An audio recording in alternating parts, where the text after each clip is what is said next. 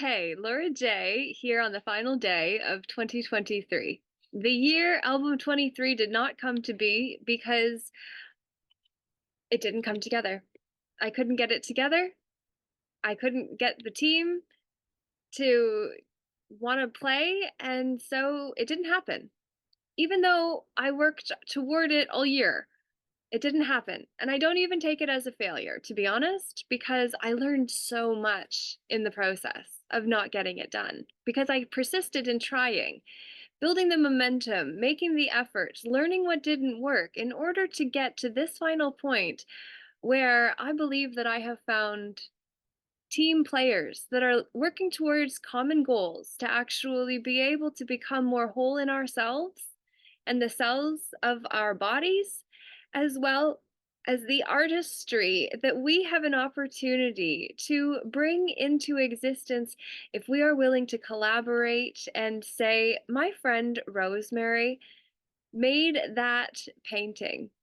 And it is reflective of my soul, for it is a soul painting. And so the me is purple or magenta in the background, which my girlfriend Zorod Cholmondeley, who wrote a book called The Enchanted Garden, where she introduces Queen Maeve and all of the fairies that are so significant because the Emerald Kingdom is coming in. We're heralding it in with the wave of the pen that I am commanding as the woman, the title of man, that has moved off of the old world as we actually seed the arrival of the new with the heralding of the golden light and the blue of self-expression, ability to communicate, to not be hated because we were willing to say, this doesn't feel right.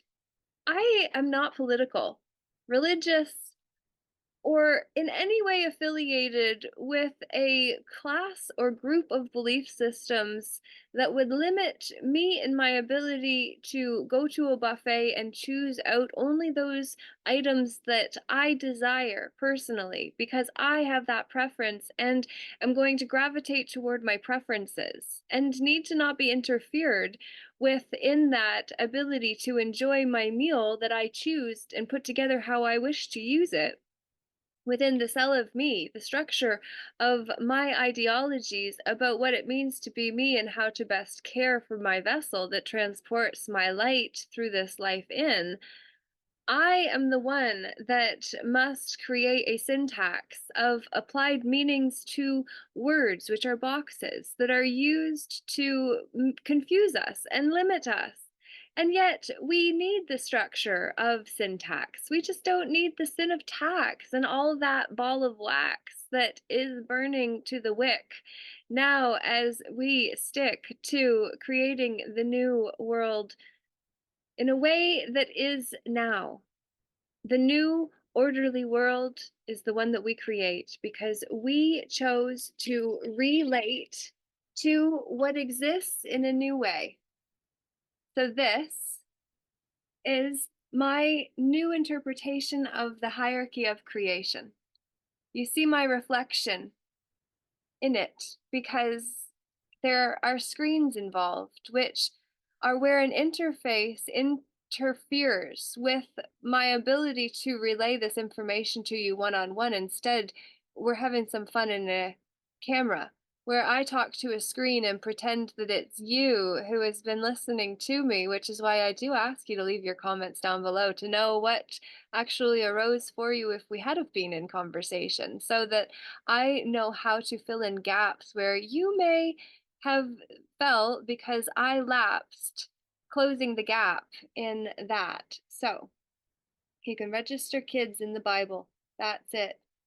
Nobody can ask you or tell you what to do. Only your creator gives you permission to, which is why it's befitting that my Julius Romeo is beside my soul painting, for he was my feline, my familiar, my companion for 14 years until last April when he got attacked and had issues, and the vet said he had to be euthanized because ultimately his heart wouldn't take the procedure, and so I let him go.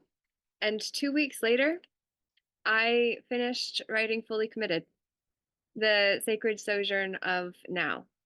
Actually, 2 weeks later, I started writing it. A month after that, I finished. It got published in June 2022. And I did also narrate it, so you can get it on Audible too. And I hope you do, because it's 7 hours of me reading you about the story of the 5 that it took for me to be able to come to you as a woman that has learned what not to do largely. Because those failures that I don't take personally were really great lessons that helped me see how to be at the next level of my incarnation, where I am in carnation solely so long as there is trafficking of us through our energetic resources, which is time, energy, effort, attention, and money. Where our team get deployed is where the ploy is thickest for our attention, money, time, energy, effort, and team, time. So if we know that our time, energy, effort, attention, and money are the team players that are being distributed, then we know that at 222, I get a call from my mom's. Okay, so what I want, what I got, I'm not to say. Oh, and it's true, I do not say it feeling vain. In fact, for years I've felt disempowered because I'm 32 and then 33 and 34, 35 now, 36 still with my grandpa, but without grandma. I gotta be here to be here for him, and that's a gift I'm grateful for, so I don't mind being a country girl at home in the same room where I used to be a cashier and teach at my blackboard that was on that wall. I have stayed playing small to be able to be here, and I would choose that path again, but maybe be easier for and on myself. Voices at the foundation of where we started. I want a card for this year that is drawing near to an end.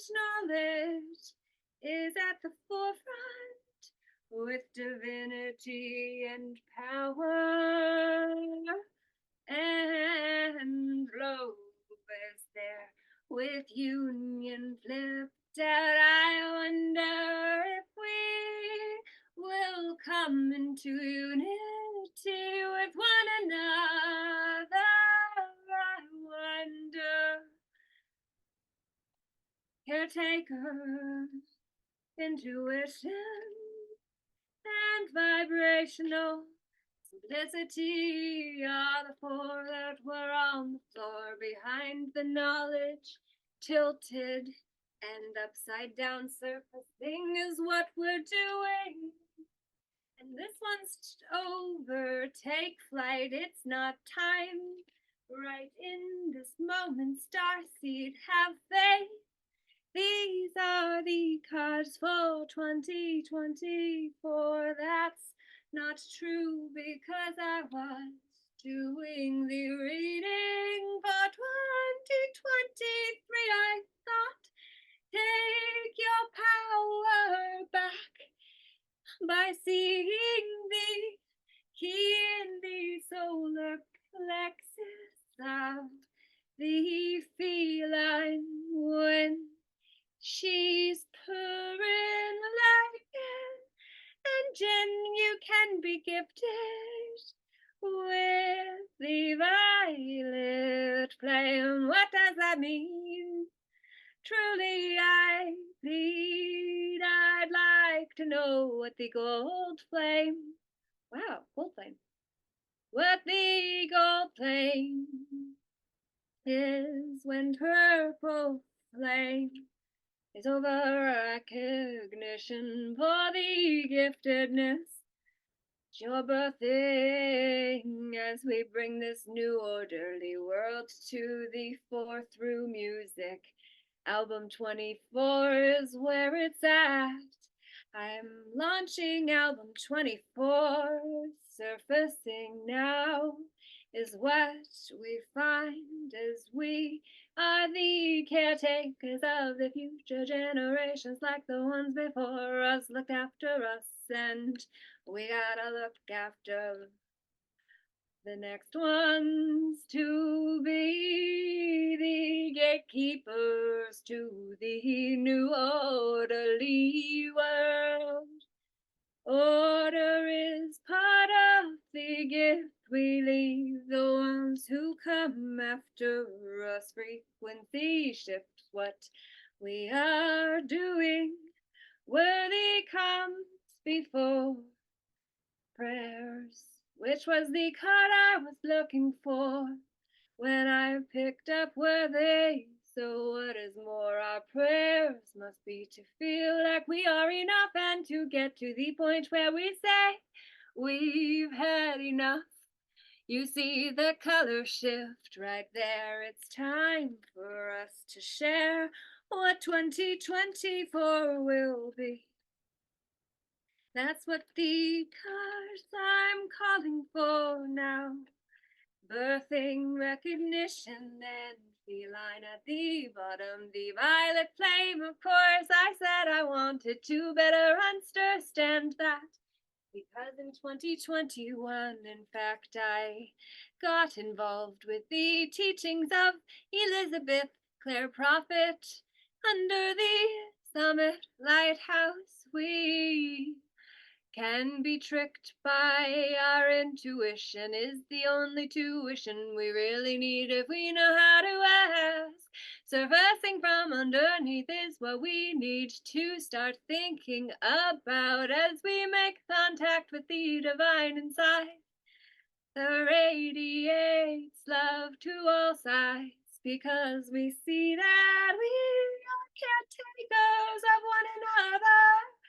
Oh, and so I almost put the feline, the music, and worthy on top the other way, which means those three are significant and are within you and me too, for we are the ones who must actually see that me to become we two, when we band together to do what only we can do, when we change our mind of the hive in right order, where we see the queens in the carol, the ones who have fun with the ones they're here with, and also say, okay, we need order and structure through commitment, which is what I think I did with all three of those. Not that I did the art there that my friend Rosemary did. She did that. I did the purple one.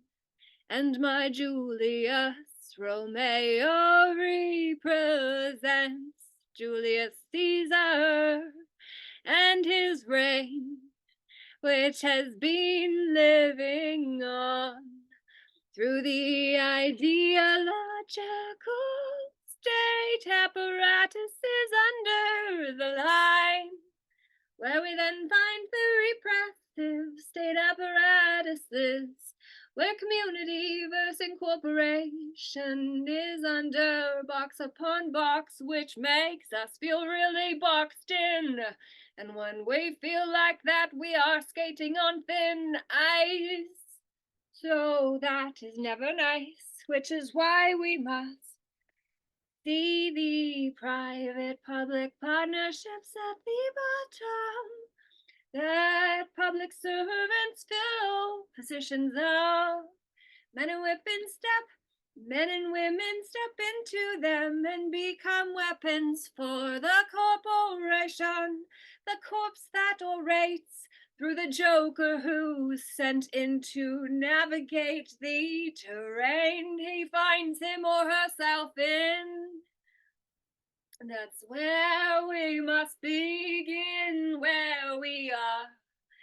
So let's do it and not lose our shirts if we started with one, or a sweater for some fun. I got more Christmas meat on me, even though you can still see aspects of me muscle under me fat. But I don't have too much of that. But I am still worthy and weighted, because the more weight we have, the more grounded we can be. Celestial in nature, we vibrationally have knowledge that our intuition knows, because it's vibrational. I'm gonna go and simply say that you can hang a sock on your fireplace next year, a few days before now, so Satan Claus can come down and take the energy you leave in your feet, which is why we wear soles on our shoes, to keep us disconnected from her, the heart of the earth. It's the hearth we are called to come home to, and I hope you see this as your call. Coming back to y'all soon, before the end of the year, where my friend Rosemary will share the real story of Rome and how we came so well known. We are the ones who came here to end the contracted states of the ones we'll bring through, if we still can, because of how the man is being tricked to offer up rights to the reproduction of us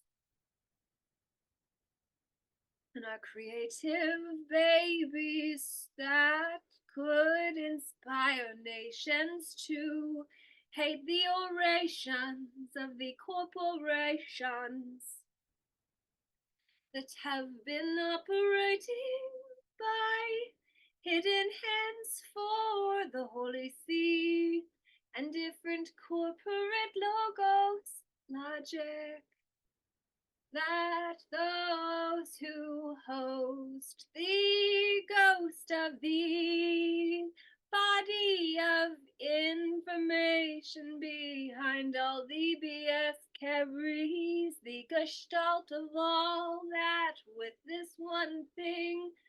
So don't let the baggage in.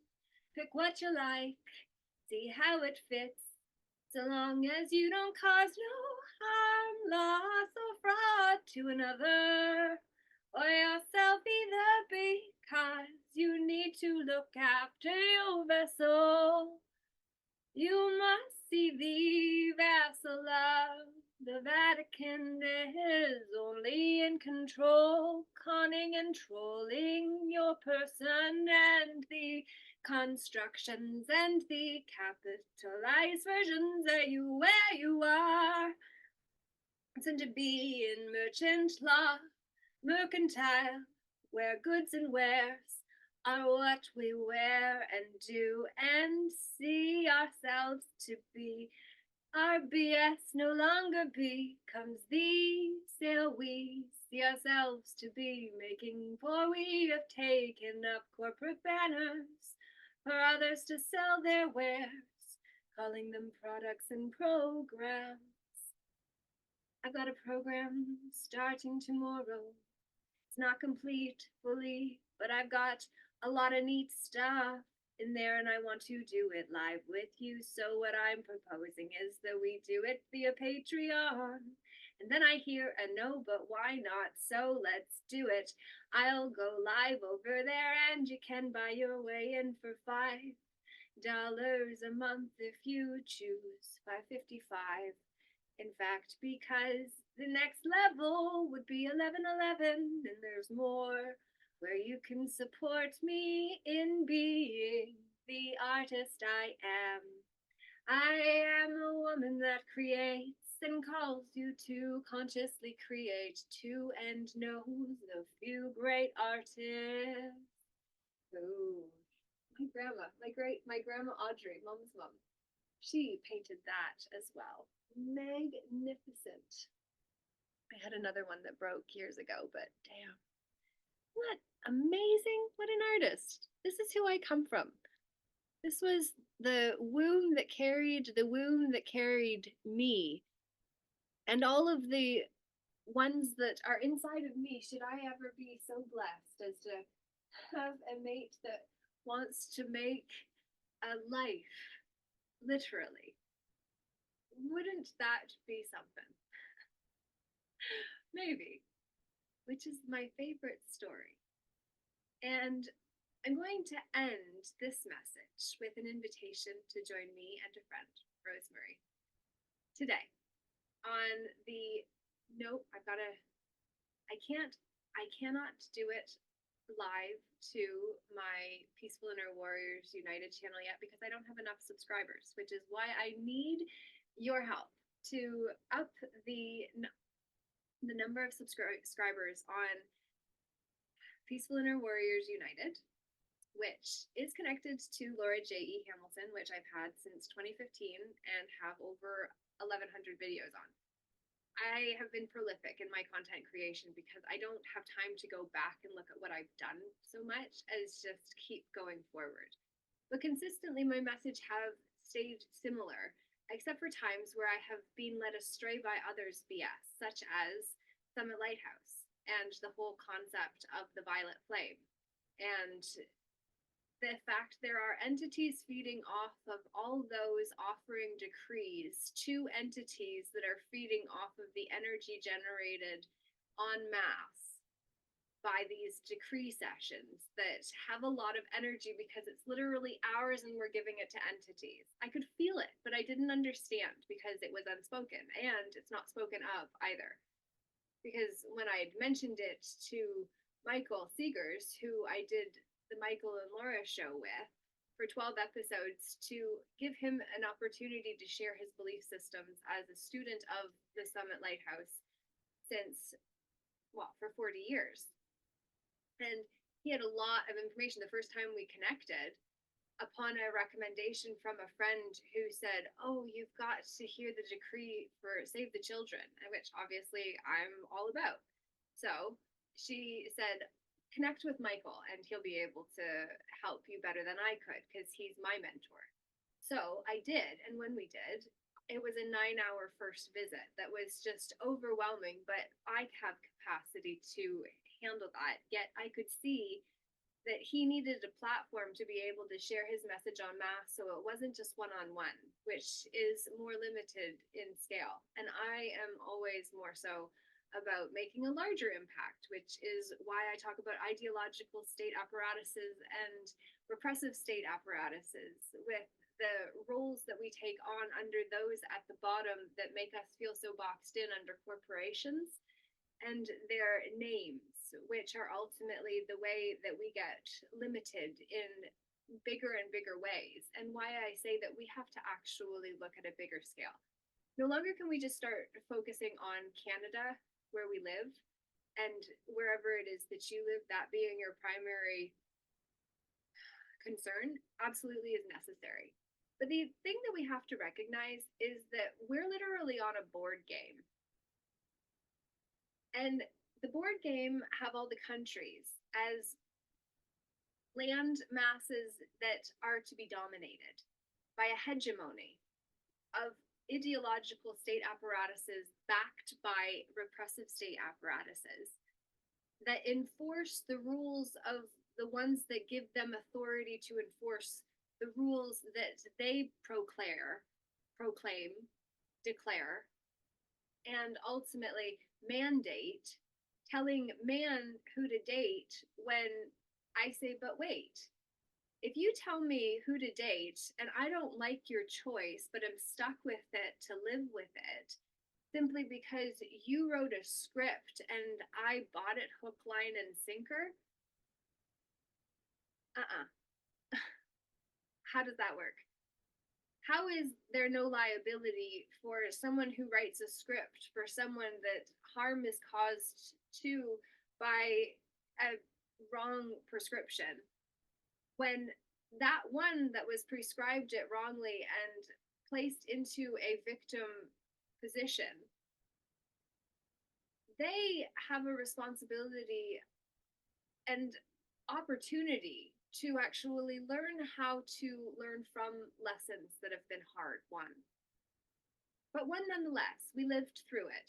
Every single one of us watching this message now have lived through 100% of our darkest days. So we need to be commended for that, because there are a lot through the transformation of self-image when our old life is literally stripped away from us, and in its place comes this fragile, vulnerable, uncertain, unsure aspect of us that knows that it has come to the soul throne to actually lead a life that is loved living, and yet is still so new and novel and uncertain and overwhelmed that we stay in a limited space unless we have others to connect to with grace, which is what the Peaceful Inner Warriors United community does, and why the assembly on Telegram is such an amazing opportunity to connect with others who are willing to think in an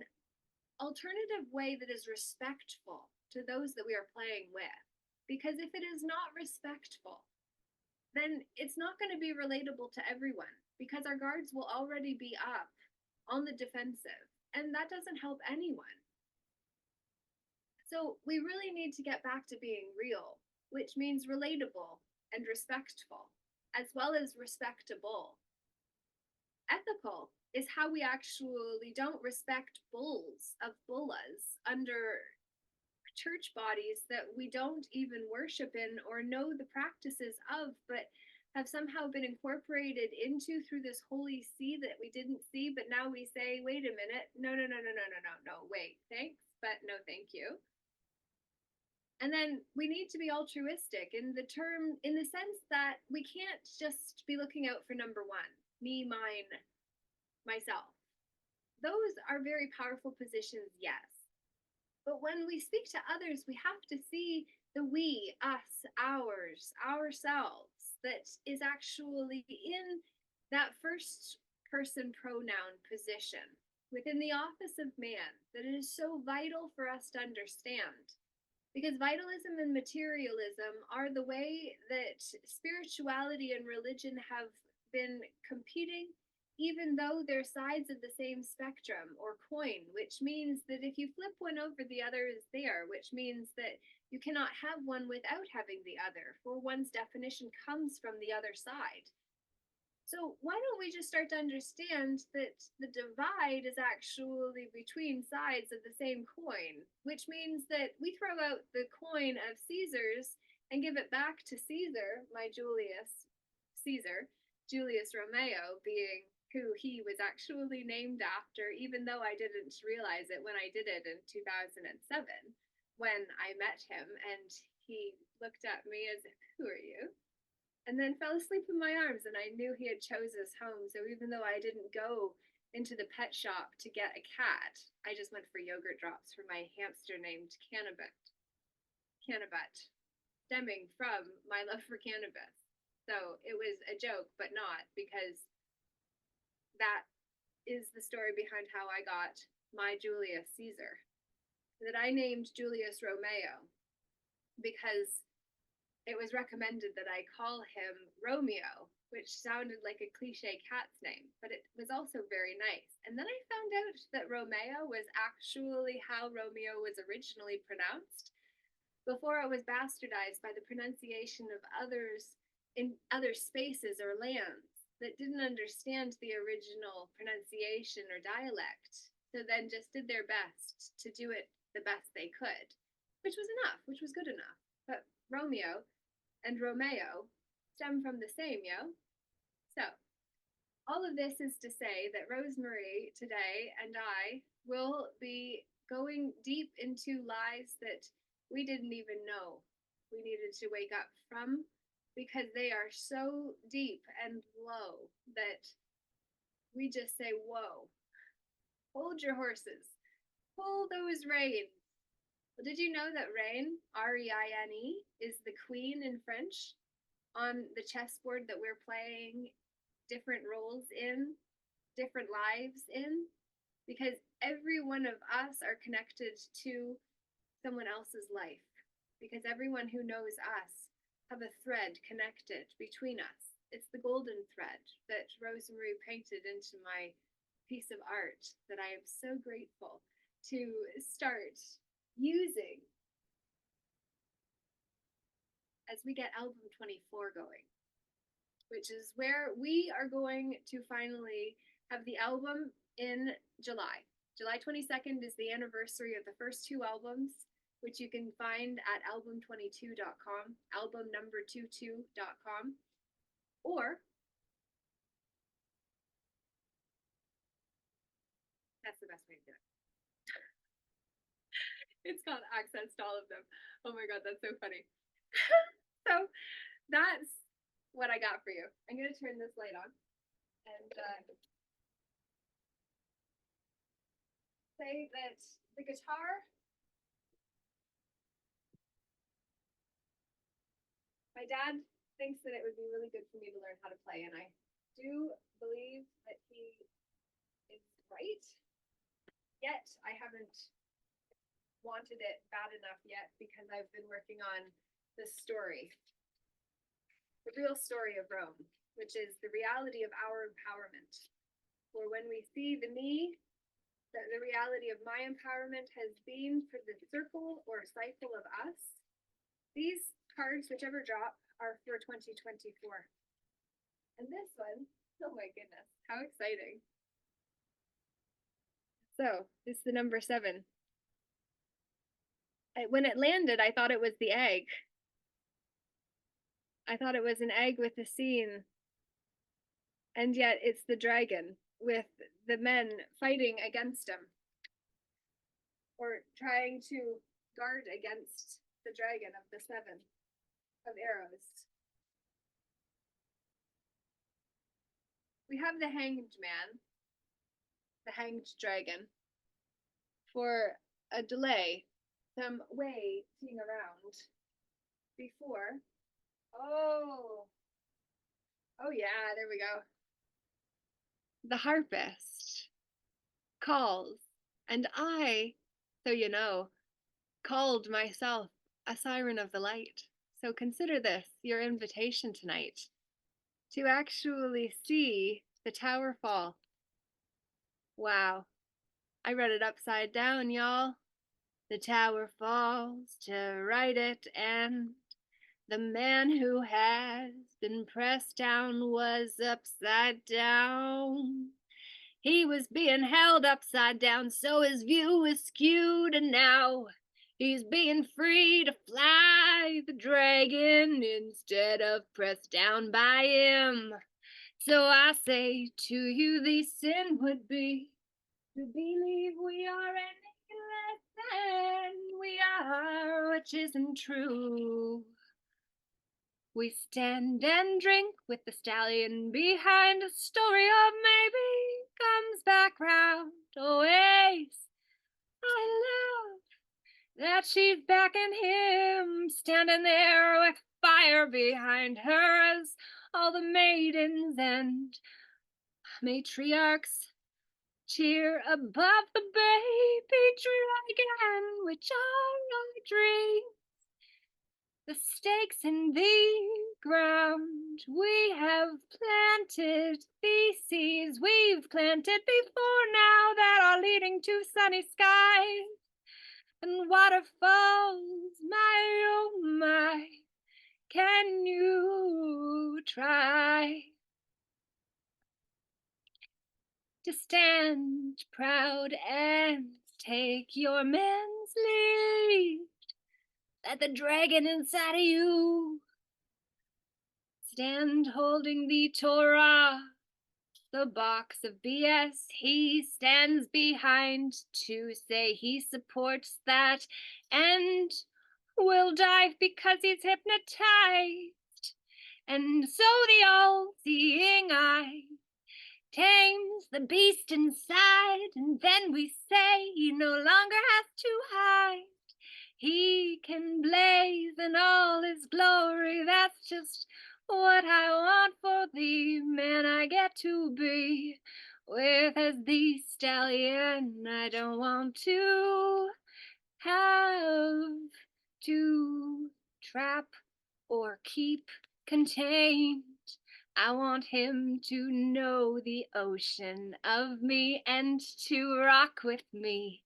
And so may 2023 be the closing chapter of when I sit on my throne alone. I want to be celebrating in community. The he that can hold his hand out with his heart in it is the one that stops offering death but offers life instead. She drinks in the chariot, brings us both home. Now what I've been talking about is actually the masculine and feminine within myself as well, because that's the great stash of life. We've done our best to move away from the chaos that we look back upon and know we went down deep, and now it's time to come back online and see the internet within. That's where the pentacles can be a friend or enemy. Oh, he's just hanging out upside down. Maybe that's actually the hanged man card. I don't know this deck yet that well, but I will, I can tell, because I love it and I want to have some fun with you. So, hun, I should have done that 45 minutes ago, but I didn't, and so here we are, celebrating cheers and victory, and I'll be more presentable when I come back with Rosary. And if you want to know where that will be happening, you can just go to Telegram and join Peaceful Inner Warriors United Assembly. And that's where we sit on the throne of passion, which is the P of peaceful. So let's unpack what that all means and get lit up inside. Wow! Oh my God, I'm so dramatic sometimes, but I have fun. And so it's not harming anyone. It's losing you time, but hopefully you gain from the rhymes when I do it. So what we then find is that it was worth it if you like it, and even if you don't, because if you dislike it, that is activity too. And bad publicity and good publicity are said to be synonymous, but really, do we really want anger spears and all of the energetic darts that actually keep us attached with soul connections and soul ties to people that tried to harm us in the first place and now we're just carrying them along with us?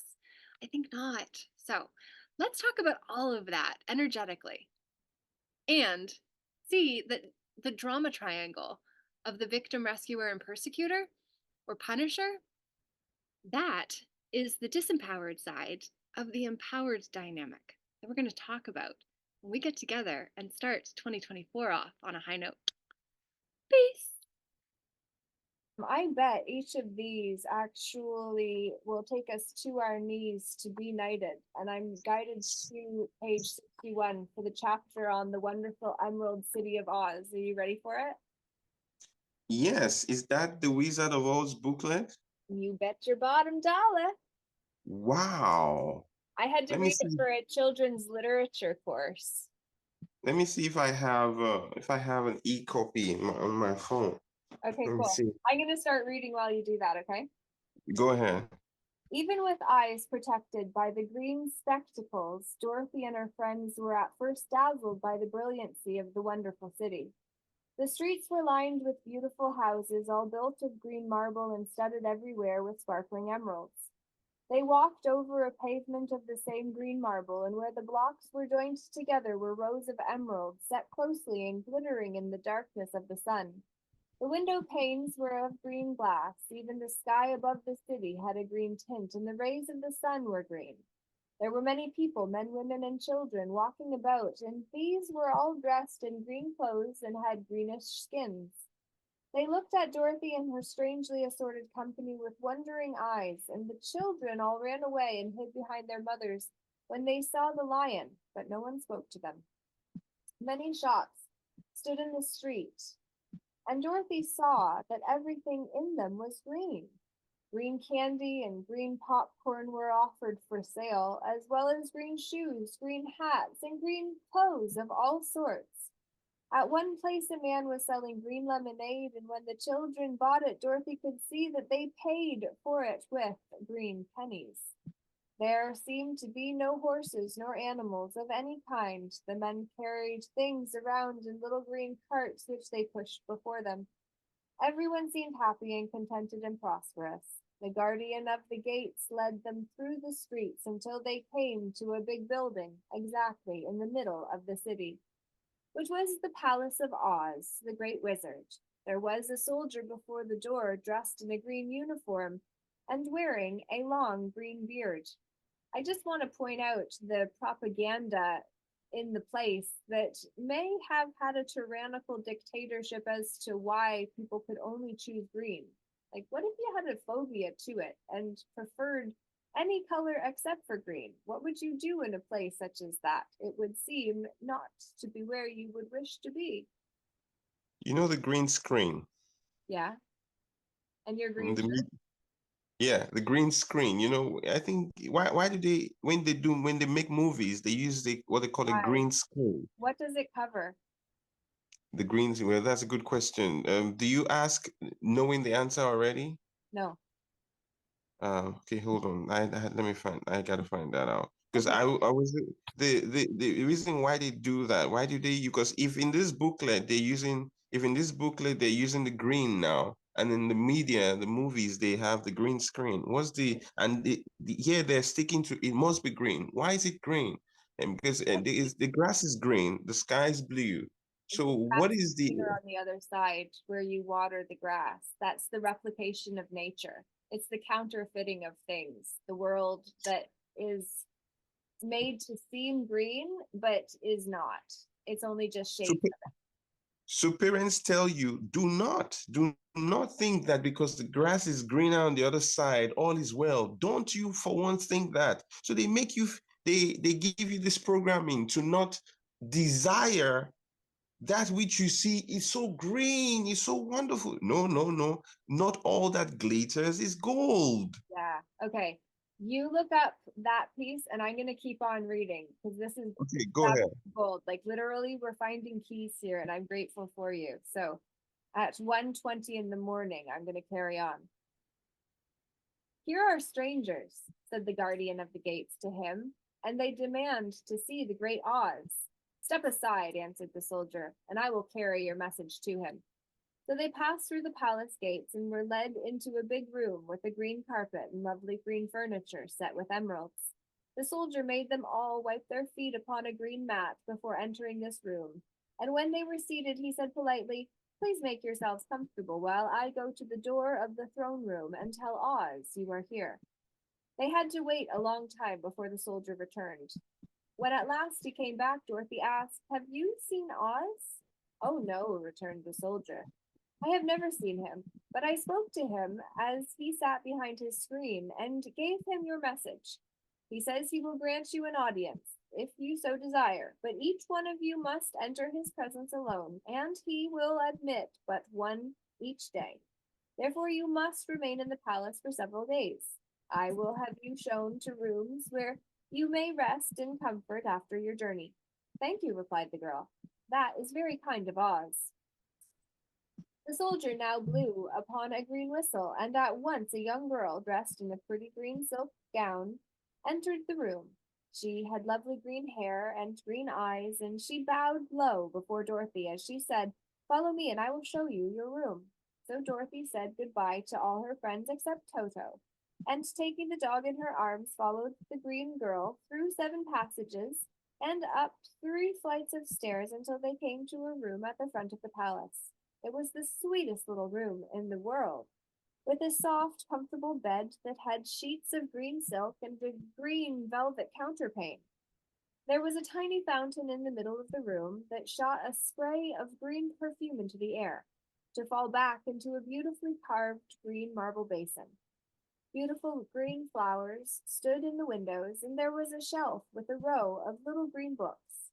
When Dorothy had time to open these books, she found them full of queer, green pictures that made her laugh. They were so funny. In a wardrobe were many green dresses, made of silk and satin and velvet, and all of them fitted Dorothy exactly. "Make yourself perfectly at home," said the green girl, "and if you wish for anything, ring the bell. Oz will send for you tomorrow morning."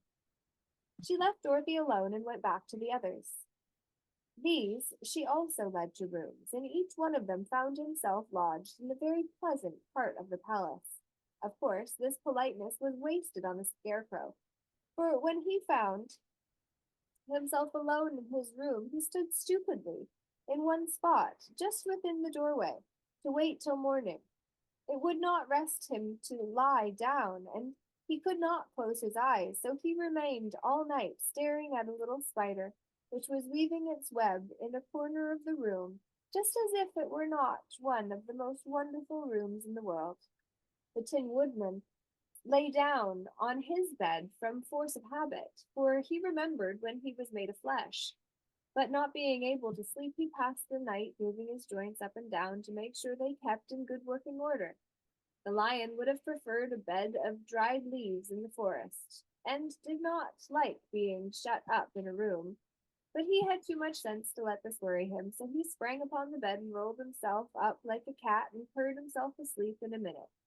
The next morning after breakfast, the Green Maiden came to fetch Dorothy, and she dressed her in one of the prettiest gowns, made of green brocaded satin. Dorothy put on a green silk apron and tied a green ribbon around Toto's neck, and they started for the throne room of the great Oz. First they came to a great hall in which there were many ladies and gentlemen of the court, all dressed in rich costumes. These people had nothing to do but talk to each other, and they always came to wait outside the throne room every morning, although they were never permitted to see Oz. As Dorothy entered, they looked at her curiously, and one of them whispered, Are you really going to look upon the face of Oz the Terrible?" "Of course," answered the girl, "if he will see me." "Oh, he will see you," said the soldier who had taken her message to the wizard, "although he does not like to have people ask to see him. Indeed, at first he was angry, and I said I should send you back where you came from. Then he asked me what you looked like, and when I mentioned your silver shoes, he was very much interested. At last I told him about the mark upon your forehead, and he decided he would admit you to his presence." Just then a bell rang, and the little green girl said to Dorothy, "That was the signal. You must go into the throne room alone." She opened the door. She opened a little door, and Dorothy walked boldly through and found herself in a wonderful place. It was a big round room with a high arched roof, and the walls and ceiling and floor were covered with large emeralds set closely together. In the roof of the room, in the center of the roof, was a great light as bright as the sun, which made the emeralds sparkle in a wonderful manner. But what interested Dorothy most was the big throne of green marble that stood in the middle of the room. It was shaped like a chair and sparkled with gems, as did everything else.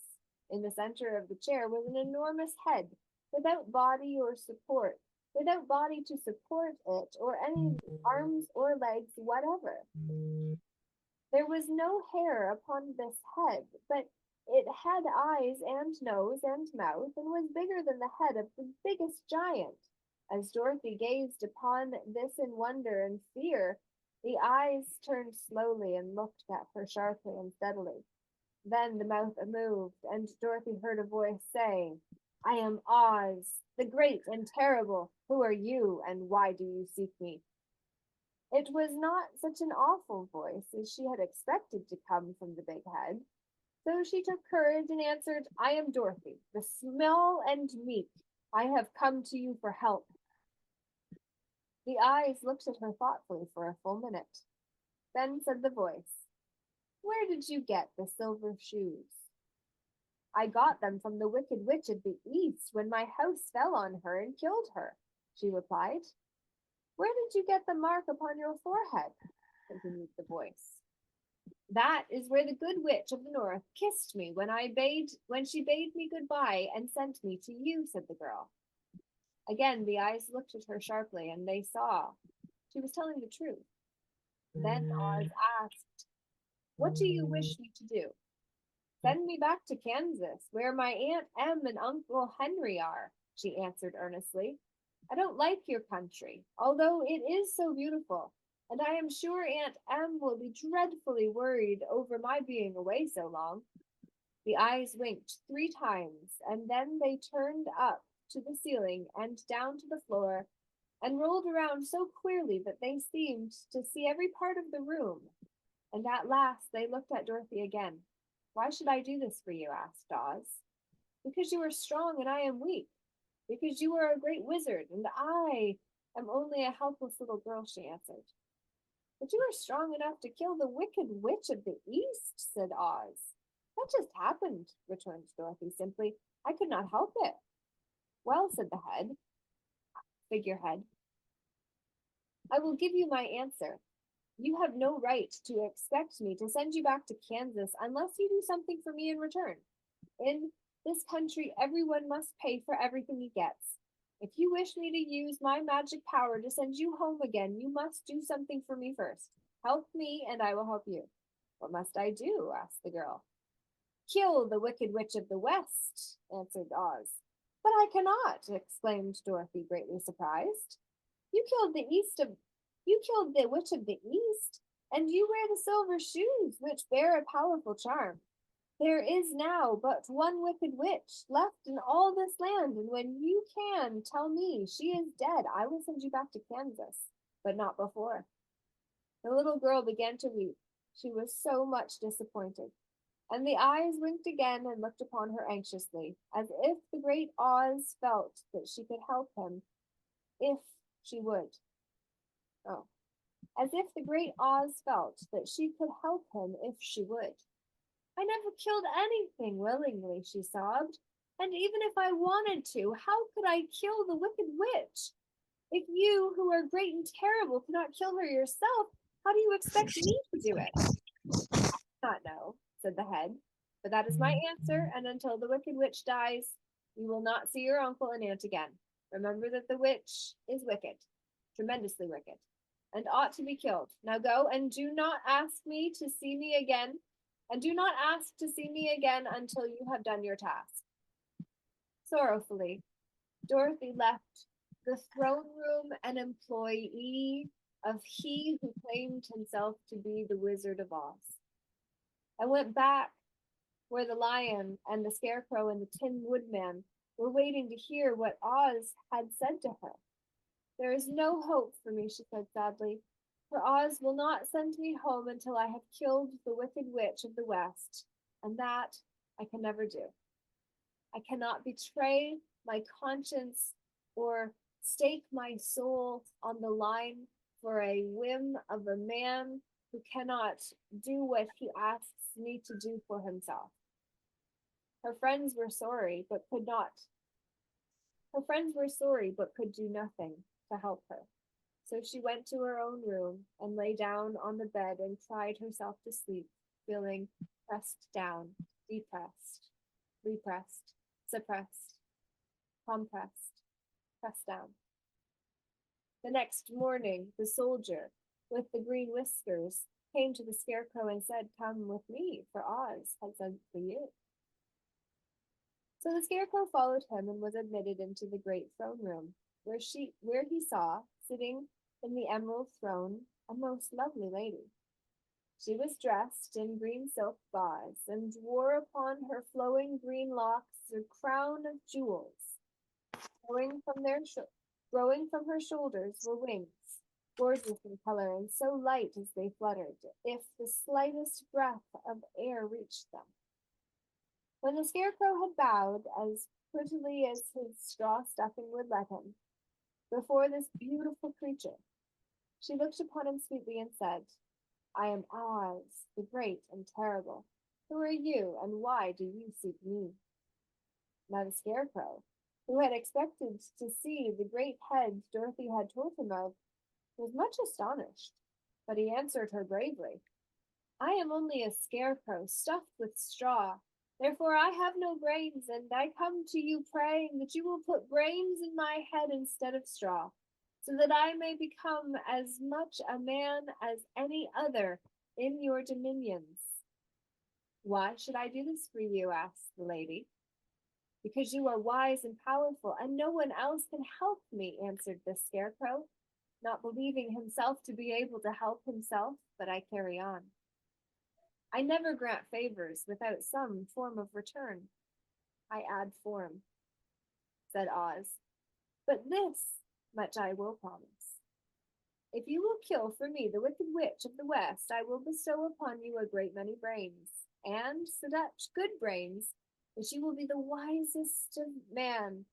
You will be the wisest man in all the land of Oz, and nominated for such worthy prizes that we get accolades and raised onto pedestals that make it higher for us to fall when the people need a drawl of a laugh or joke to entertain themselves, for the boredom of the moment is too much for those that can't think for themselves."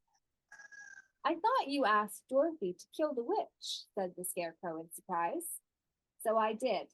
I don't care who kills her, but until she is dead, I will not grant your wish. Now go, and do not seek me again until you have earned the brains you so greatly desire."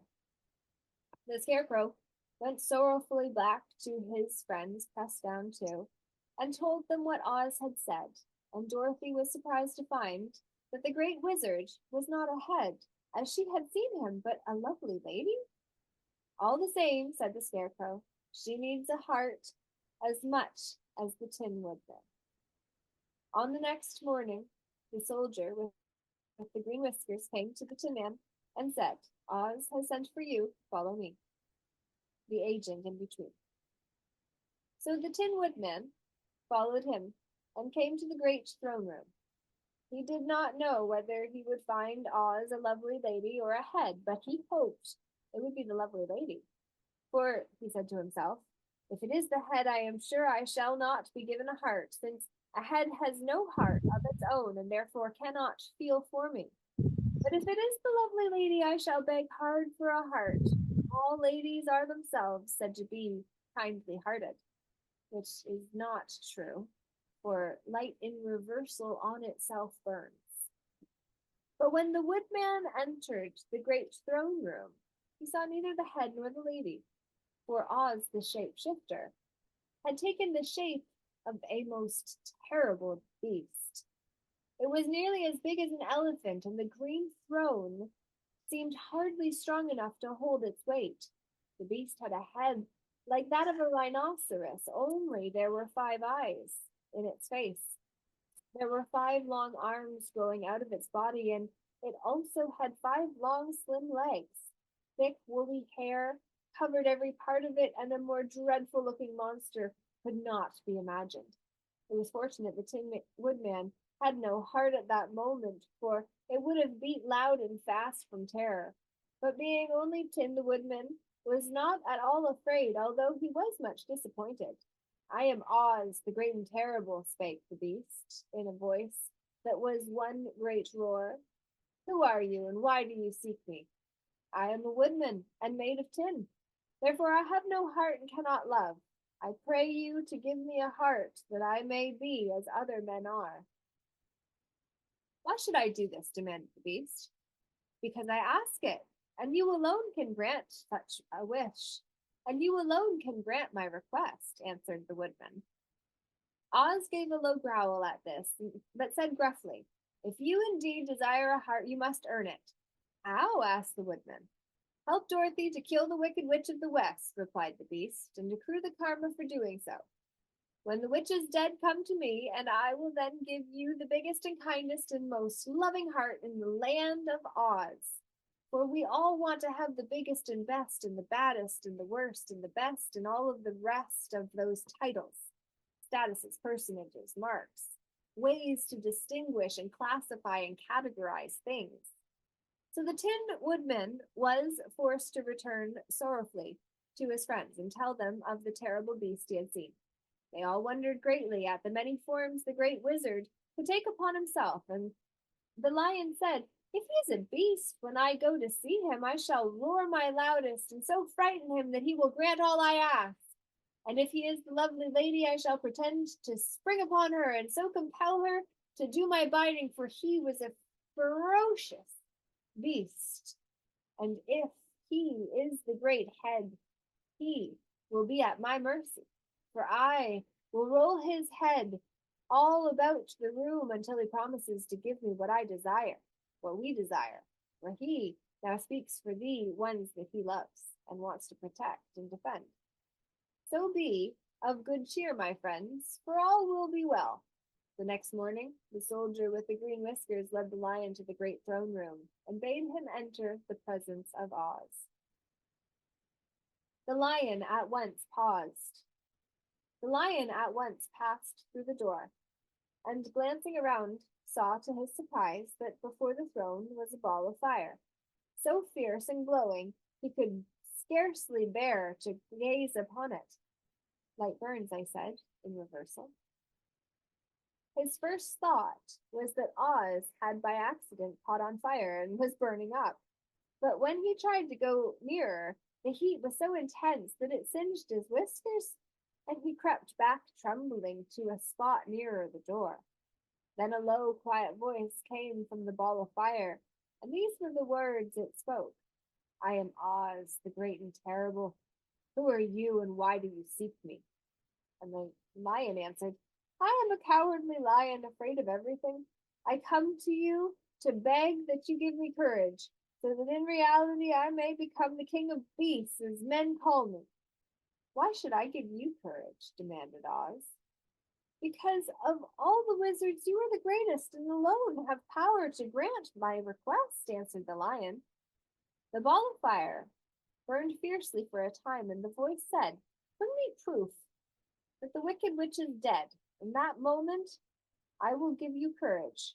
But so long as the witch lives, you must remain a coward. Co-ward as the coward. The lion was angry at this speech, but could say nothing in reply, and while he stood, cat's got his tongue, and while he stood silently gazing at the ball of fire, it became so furiously hot that he turned tail and rushed from the room. He was glad to find his friends waiting for him, and told them of this terrible interview with the wizard. What shall we do now? Asked Dorothy sadly. We're almost done, last page. There is only one thing we can do, returned the lion, and that he claims he doesn't have any bravery or courage. And that is to go to the land of the Winkies, seek out the wicked witch and destroy her. But suppose we cannot, said the girl. Then I shall never have courage, declared the lion. And I shall never have brains, added the scarecrow. And I shall never have a heart, spoke the Tin Woodman. And I shall never see Aunt Em and Uncle Henry, said Dorothy, beginning to cry. Be careful, said the green girl. The tears will fall on your green silk gown and spot it. So Dorothy dried her eyes and said, I suppose we must try it, for she got pressed down again, this time to suppress the emotions that the tears would have been the reflection of the overflow within the heart of. So Dorothy dried her eyes and said, I suppose we must try it. But I am sure I do not want to kill anybody, even to see Aunt Em again. I will go with you, but I'm too much of a coward to kill the witch, said the lion. I will go too, declared the scarecrow, but I shall not be of much help to you. I am such a fool, which is the first character within the major arcana of the tarot, might I add, that has a reverse and inverse upright meaning to both. So, therefore, it was decided to start upon their journey the next morning, and the woodman sharpened his axe on a green grindstone and had all his joints properly oiled. The scarecrow stuffed himself with fresh straw, and Dorothy put new paint on his eyes that he might see better. His paint helps. The green girl, who was very kind to them, filled Dorothy's basket with good things to eat and fastened a little bell around Toto's neck with a green ribbon.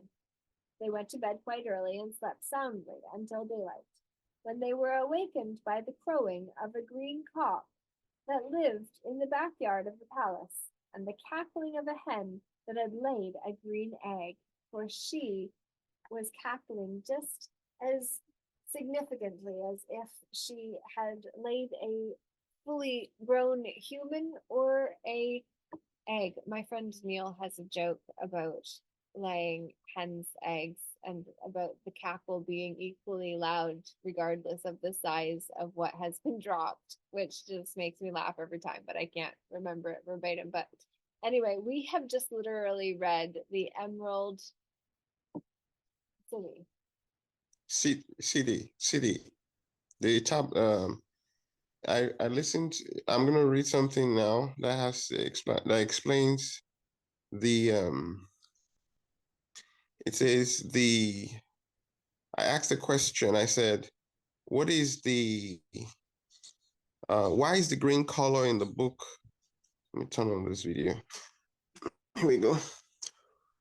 Why is the green color in the book Wizard of Oz the only color?